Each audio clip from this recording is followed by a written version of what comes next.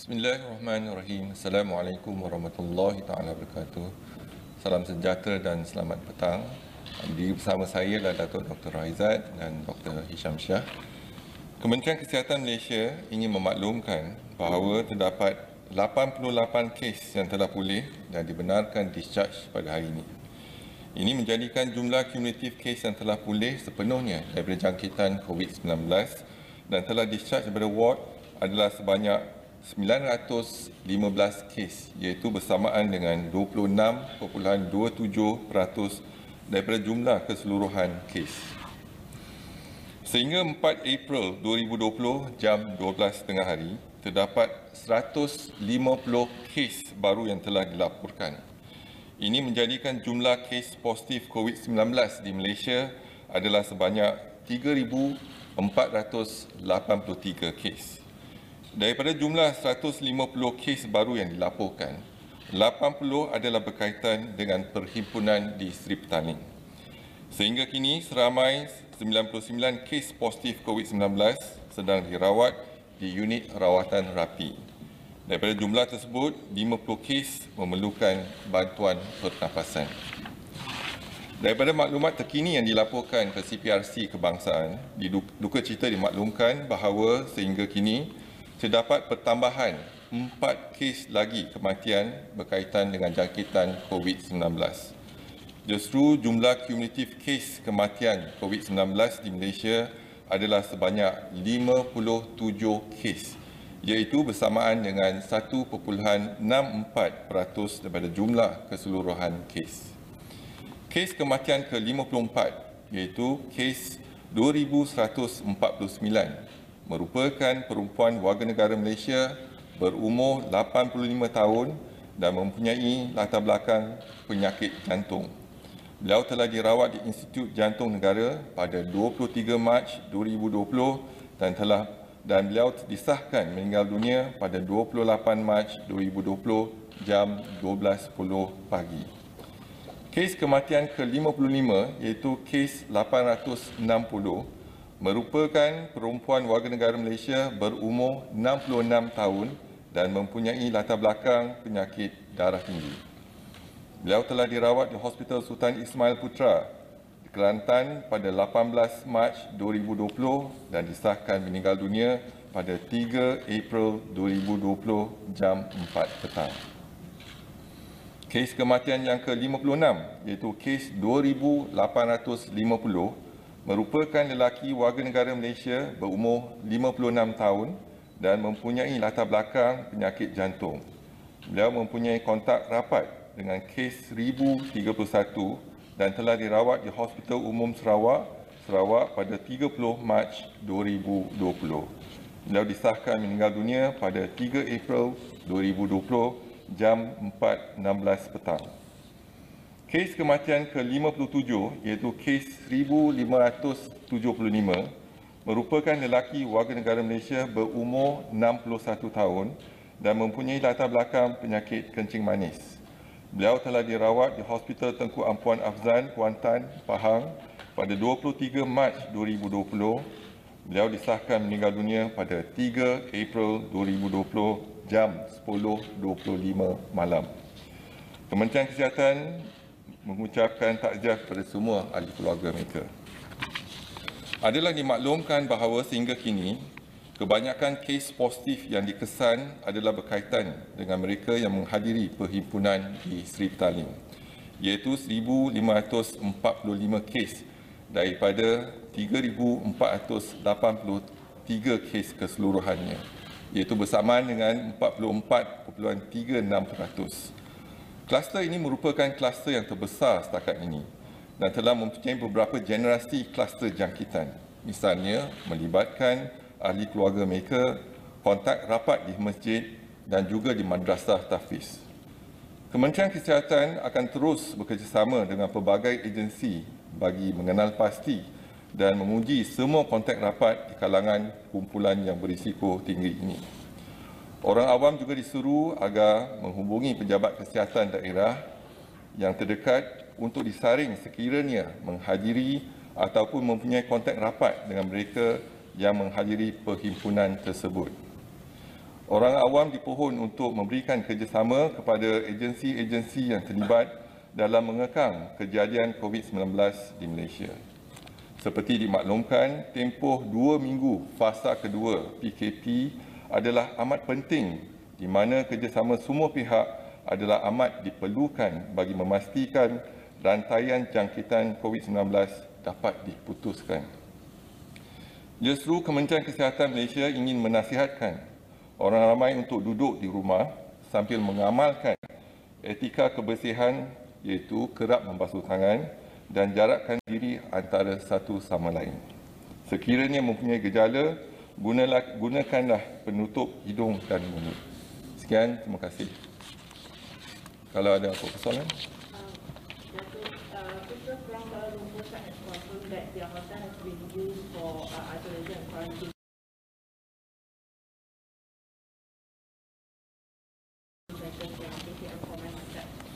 Yeah, we have a list of hotels that have been used for quarantine. So, but will be allocated as when they come when the passenger comes back, for example, in Gala A. So we will allocate one hotel and then we quarantine in the hotel. Said that 40,000 people are involved in the chain infection with the public.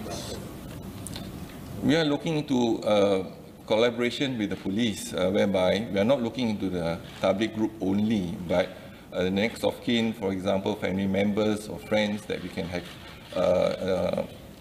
to enhance our contact tracing. So this is important for us to use the expertise in our police force and to help the Ministry of Health to trace the contact tracing. The person that is actually have exposure to the positive patient. So it's 40,000 the number? The information that we have is about 40,000. Yeah. So does the ministry want to test all 40,000 of them? No, it helps us. We call it in the Ministry of Health as PUI, patients are under investigation. Then patient under suspect, for example, suspicion. For example, if we think that the close contact have exposure to the index case, then we try to trace the close contact. Good afternoon. Shuri from email. I would just like to ask, with regards to backlog cases, when it comes to testing, it was we were made to understand that there are a lot of backlog cases nationwide. So can we know what is the reason that's causing the backlogs? Is it the lack of reagents, machines, or experts? And how are we going to? No, there will always be a backlog every day because our reporting is on 12, every day at 12 o'clock. So when the reporting, for example, takes more than 24 hours, there will be a backlog at least. So if we continue to test new patients and then the test report is not out yet, there will be a backlog. So, after 1 o'clock, then we get the information for the next day. But in the same day, we are also testing more patients. So there will be some form of backlog in that sense. Nonetheless, when we look into our lab, we have actually increased our lab from initially only about 23 labs available in the Ministry of Health as well in the private sector. Today in the Ministry of Health, from 18 labs, we have increased into 20 labs now. And the private sector from 5 to 7. So all in all, we have 27. And one lab in Angkatan Tentera Malaysia and the other in Malaysian Genomes Institute. And we have 14 labs in the IPTA and IPTS. Total, we have 43 labs. That means this RT-PCR lab available. So, Dr., your expert analysis on this, do you think the MCO should then be extended to make sure that all these backlog cases are settled? So it's not about I think, but it's about what we can do now to change the figures that we have. So we are monitoring every day. So the responsibility is not only on our shoulders in the Ministry of Health, but all of us have to play a part. Now, if we can keep to staying at home and make sure they wash their hands and social distancing, for example, then let us look into the data. The data will tell us whether we need to extend or not. So now I can't predict. I can predict, but the reality is that we have to base on science and facts. So we hope that by 10th of April, the data is available for us to make a decision whether we need to extend or not. In terms of now, there's another concern in terms of what's happening in the prisons, because a lot of people are being arrested because they're violating the MCO, and then there's concern that whether we have enough screening being done in prisons to avoid an outbreak there. How is KKM addressing? Well, we are addressing, basically we are doing a screening for them in the prison as well. Anywhere we are trying to avoid public gathering. So even in prison, we try to space them out and make sure that social distancing is being practiced even in prison. So what's more important is that, when we try our best to enforce this MCO, and the public must come together as one to have this social discipline. Unless we have social discipline, then we can make it. Otherwise, then we are putting our country at jeopardy in that sense, in terms of not able to implement what we have actually planned. Just on the prisons as well, the prison department has suggested that maybe you can go into the jail, into the prisons, but make them do social community service. But at the moment, we have MCO, no movement control order. So we only can put them in prison or in a place that we can quarantine them. Dato' ada telah di media sosial mengenai test kit yang dilakukan 99% correct, hanya menggunakan sampel darah dan sedikit medical portion untuk check whether kita ada positif. Kalau menggunakan sampel darah, besar kemungkinan ialah test kit yang menggunakan kaedah serologi, iaitu untuk mengukur antibody, respon antibody. Sebagaimana yang saya katakan awal lagi, iaitu kalau antibody IgM dan IgG. Respon IgM mungkin mengambil masa 5 hingga 7 hari. Dan IgG mungkin lepas 7 hari baru dapat IgG respon, bergantung pada individu tersebut. Jadi mungkin yang dimaksudkan ialah menggunakan antibody rapid test kit. Tetapi kita telah putuskan antibody test kit tak boleh digunakan untuk diagnosis. Patients who have pneumonia and have died before getting tested, is this being treated as asymptomatic COVID-19? So we do have issues with regard to SARI, that means a severe acute respiratory infection, and we have been monitoring SARI since January, looking at the cases now. But what we have to tell our healthcare workers that all SARI patients, you have to treat them as COVID positive until proven otherwise. Because some 12 of our healthcare workers been infected because treating cases of pneumonia of SARI, but have not been confirmed as COVID yet. So protection is very important for us. Our healthcare workers must take precaution, all the necessary precaution, and to avoid getting the infection. So far, our healthcare workers involved treating SARI is about 12 patients. 12 healthcare workers. Just coming back to one of the deaths that you mentioned today, the person was found to have died on March 28th. Did that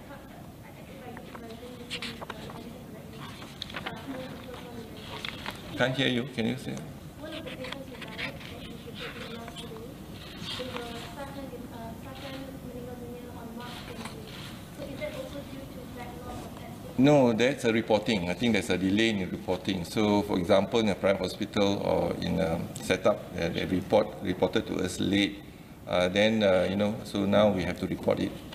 So that's the issue of reporting.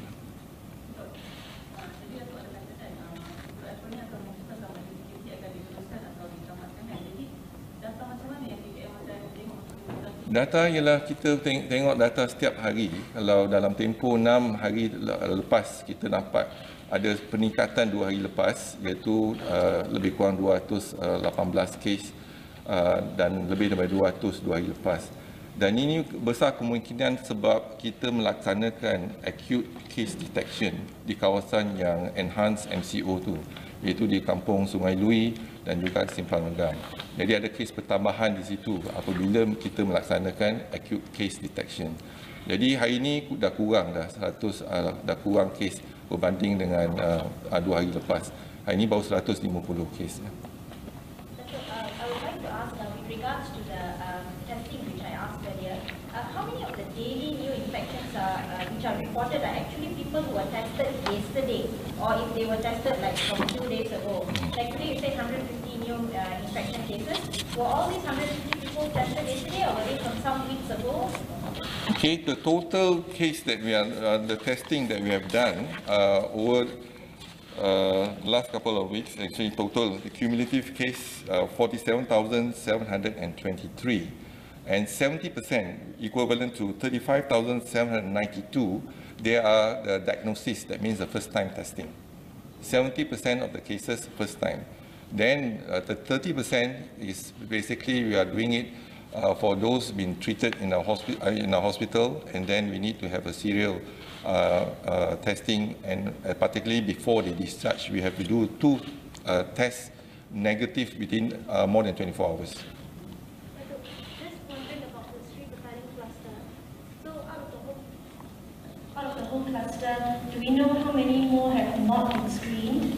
And of those screened, how many of them have not been screened? So we have been informed during the gathering that there's about 16,000 people and 1,000 foreigners from 25 countries, and local about 14,500.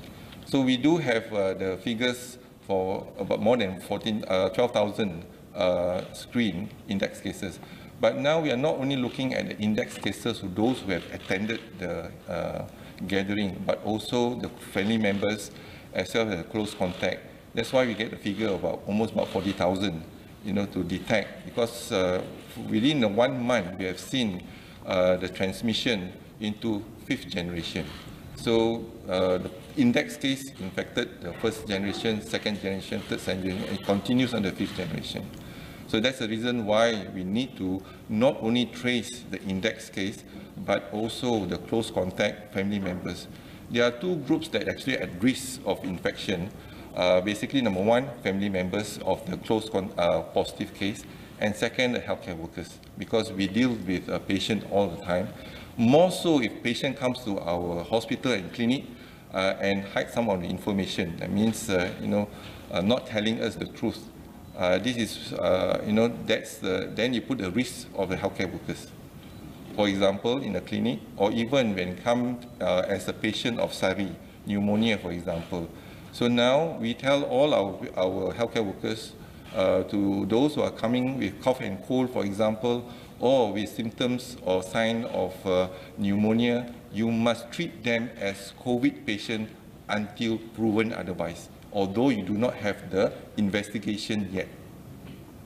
But I'm just wondering on numbers, how many more have not been tested, already screened but not tested yet, and how many more have not even come out for screening? So the group, we still have about 3,000 of them. We believe that some of them not in the country, some of them perhaps they are in Indonesia, perhaps they have gone abroad, for example, in India or even other countries. So we believe that, so they are out there, but we are trying to trace them as best as we could. This is for screening? This is to encourage them to come for screening, as well as those who have attended the gathering in Sri Petali. But, you've mentioned a few times that we have been looking for them. Will the government employ more drastic measures to bring them home or test them? One of the reasons is why we are working with our police, because they have the expertise to track and trace people. So I think with their expertise, we'll do. And also we are engaging with NGOs and organizations that help us to reach out to them.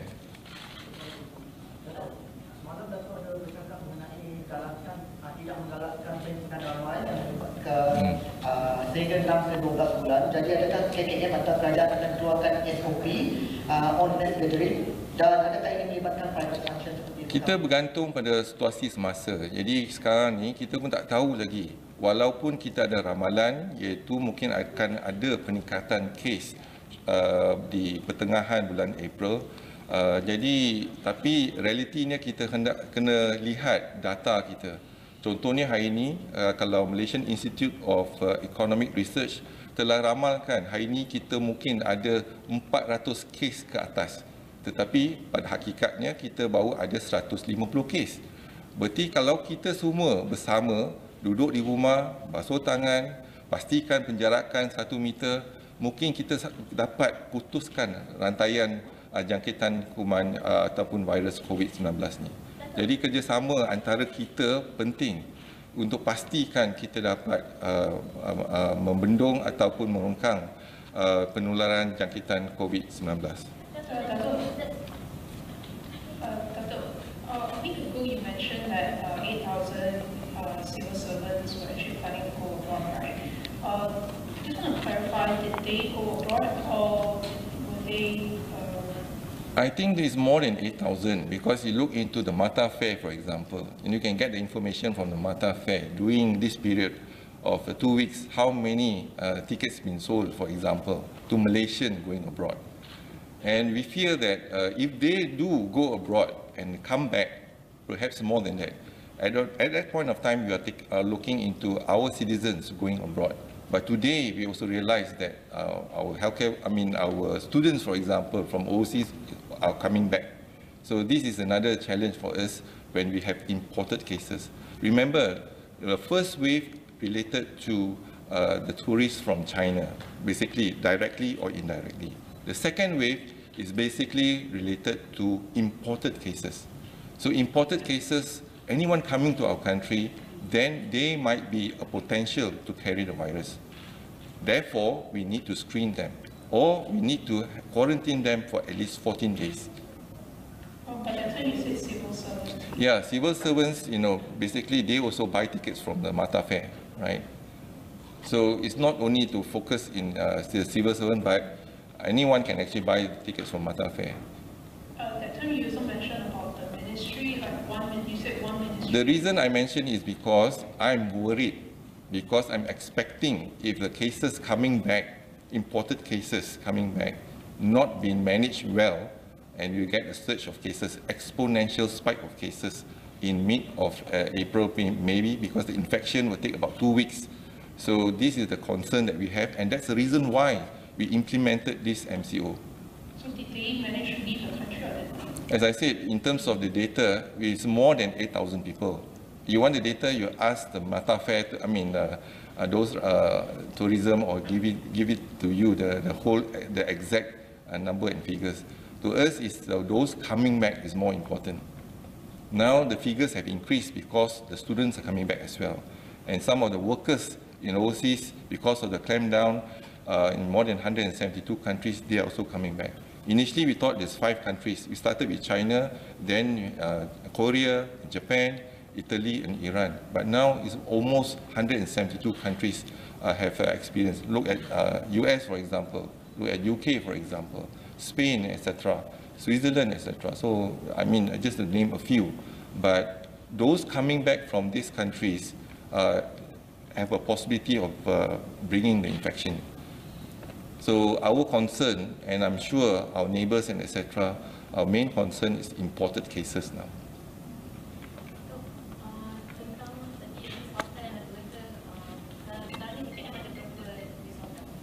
Saya tak pasti sebab yang tu bawah MKN. Jadi kita ada list hotel yang telah dikenal pasti oleh Kementerian Pelancongan. Tetapi apa yang pasti ialah kalau mereka balik, dia akan dialih ataupun dipindahkan. Mereka yang tak ada gejala akan dipindahkan ke hotel tersebut. Mereka yang ada gejala kita akan tahan, kita akan melaksanakan ujian dan kalau dan mungkin akan ditempatkan di hospital kalau positif.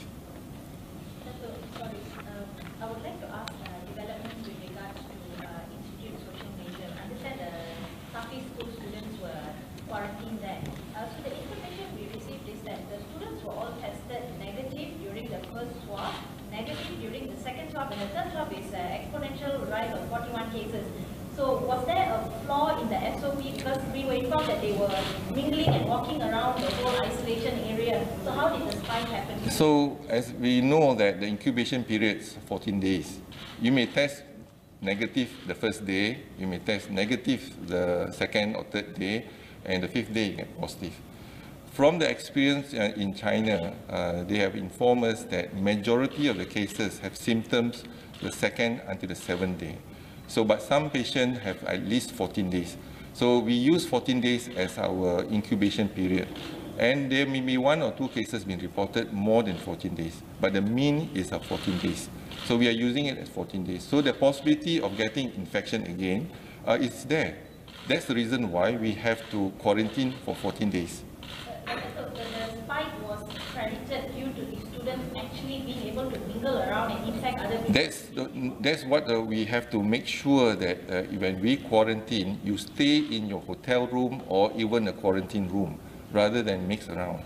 The moment you mix around, you mingle around, there's a possibility of transmission from one person to another. Is this the reason for the exponential rise? What we do know is that they got positive after the examination. Whether they mix around in the middle of the night, we don't know, right? So that's why we need to enforce in terms of make sure that they stay in their room, not only stay at home or stay in their room. So for this group, probably they are mingling around, or because of the incubation period, 14 days. That's a possibility. But the Sungai Lui cluster was the latest cluster. Why were they all grouped together when the possibility of infection is? No, we group together because not to group together doesn't mean they stay together, but they should be isolated in their own group. But 2 beds in one room, right? Yeah, but the same group, the same cohort. That means you have the same exposure. Likewise, for example, if you are in a family, I'm not going to isolate the mother and father in a different room and the children in a different room. We put together as one cohort and one family. Is that, sorry, Dato', but is that the best SOP? Because in a family, you have to, because, for example, in a family, then you have to put the family together. Rather than, even for example, case 23, that is an American citizen that we have. She is positive, husband is negative. But the husband wanted the wife to be at his side. But we have to sign a consent. Then we put them together. Because one is positive, one is negative. So this is the issues that we have, but we're looking in the same cohort. Because same cohort, same exposure. So just wondering, on enforced MCO areas, have there been an update in how many cases have been reported? We do, and when we look into the enforced MCO area, we have 3 areas. One in Kluang, jumlah kes positif di Kluang ada pertambahan 3 kes. Semalam kita laporkan 132 kes, hari ini 135 kes. Bandar Baru Ibrahim Majid ada peningkatan 3 kes kepada 100 kes. Semalam ialah 97, hari ini ialah 100. Lain-lain lokaliti 35 kes, pecahan mengikut mukim Ulu Benut 112 kes, Keluang 18, Macap 4 dan Nyo 1. Untuk kluster Hulu Langat, jumlah kes positif Hulu Langat ialah 314 kes, iaitu pertambahan 14 kes. Kampung Sungai Lui 90 kes, iaitu 25 kohort Seri Petaling dan 65 ialah kes kontak rapat. Bukan Kampung Sungai Lui 224 kes. Semalam kita laporkan 210 kes. Berarti 28 daripada kohort Seri Petaling dan 196 kes close contact. Dan Menara Plaza City One, semalam kita laporkan 18 kes. Hari ini ada pertambahan 1 kes. Jadi ada 18 kes dibanding dengan semalam hanya 17.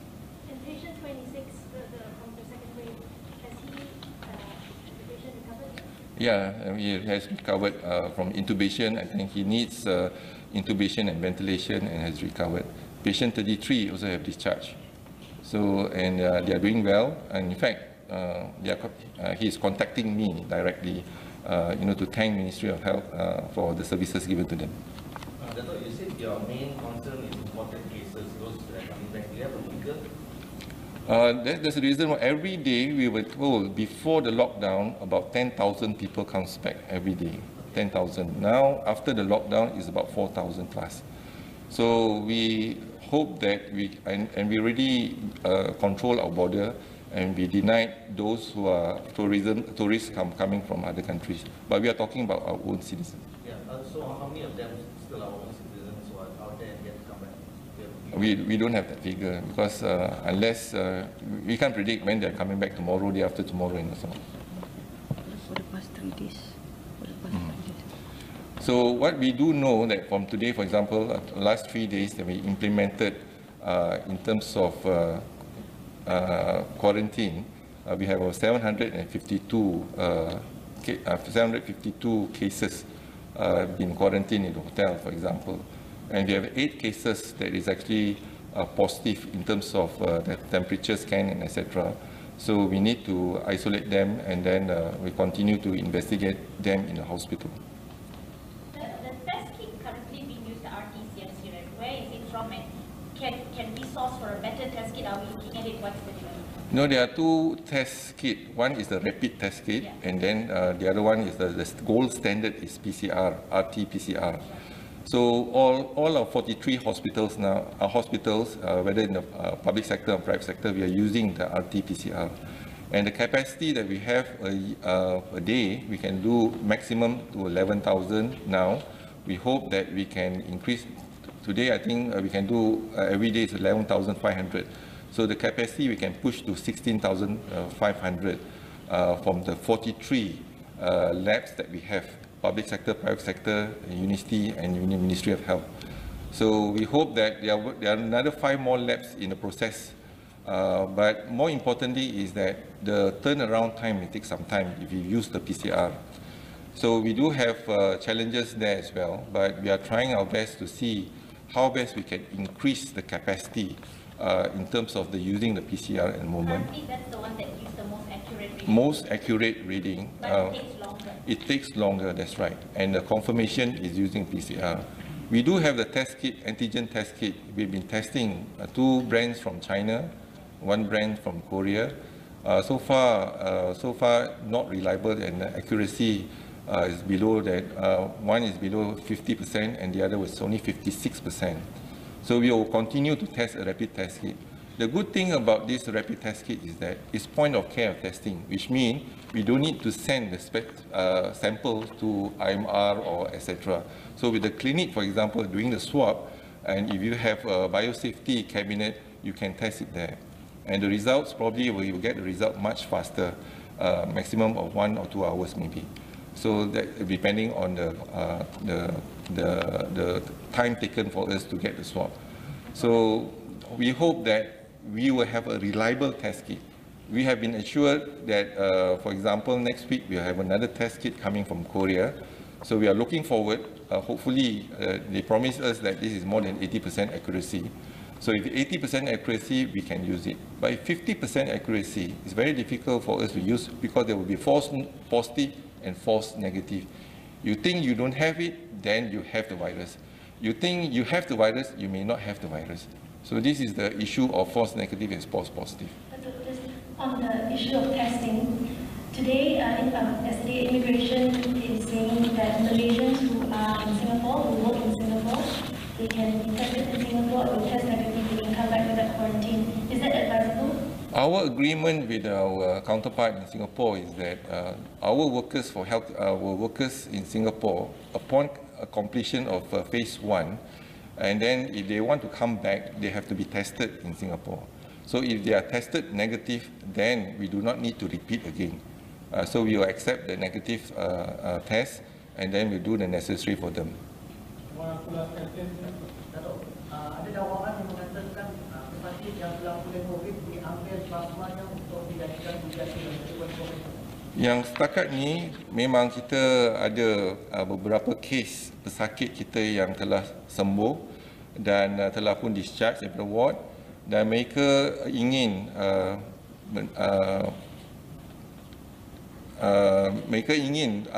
untuk dapatkan ataupun contribute kepada sains contohnya lah. Jadi mereka mendermakan darah mereka, dan darah sebelum mereka mendermakan darah mereka, kita akan mensaring untuk jangkitan kuman yang lain, contohnya sama ada hepatitis C dan sebagainya. Kalau mereka sihat, dan juga kita akan laksanakan test semula. Kalau test pun negatif, jadi kita akan ambil darah dia, kita akan asingkan darah merah dengan plasma. Dan plasma tu kita akan hantar ke IMR untuk buat kajian, lihat kepekatan antibody tersebut, dan kita akan, darah merah kita mungkin akan pulang kepada pesakit tersebut. Dan 2 minggu lagi kita akan ambil darah lagi untuk ambilkan plasma dia. Dan plasma ni kita akan kaji, dan kalau antibody dia tinggi, mungkin besar kemungkinan kita boleh gunakan plasma daripada pesakit untuk merawat pesakit yang lain. Ada 2-3 pesakit dah telah tampil ke depan untuk menyumbang pada sains dan teknologi lah kata. Dan kita pun bersyukur dan berterima kasih kepada pesakit tersebut kerana mereka rela untuk membantu dalam kita melaksanakan penyidikan dan sains untuk melihat kepekatan antibodi ini. Jadi mungkin kita akan lihat antibodi IgG dengan IgM dan juga kepekatan antibodi tersebut. Kalau boleh kita gunakan antibodi ini dan kita boleh bagi kepada pesakit. Sorry, on vaccine development, I just want to know, previously there was a local company that said they are trying to get in touch with the MOH because they are confident that they've developed something. Has there been other companies that approach KKM to work together on vaccine development? The vaccine, when we have a discussion with World Health Organization, they are actually looking into a few compounds and in terms of the research on this. And they identified a few, but it's still in a very early phase. So it will take probably about a year or a year and a half before we can get this vaccine in the market. So research is ongoing, and hopefully by doing the research, we can get the vaccine as soon as possible. Today, the developments are quite positive, you would say, in terms of the development? It's still in a very early phase now. Okay, thank you.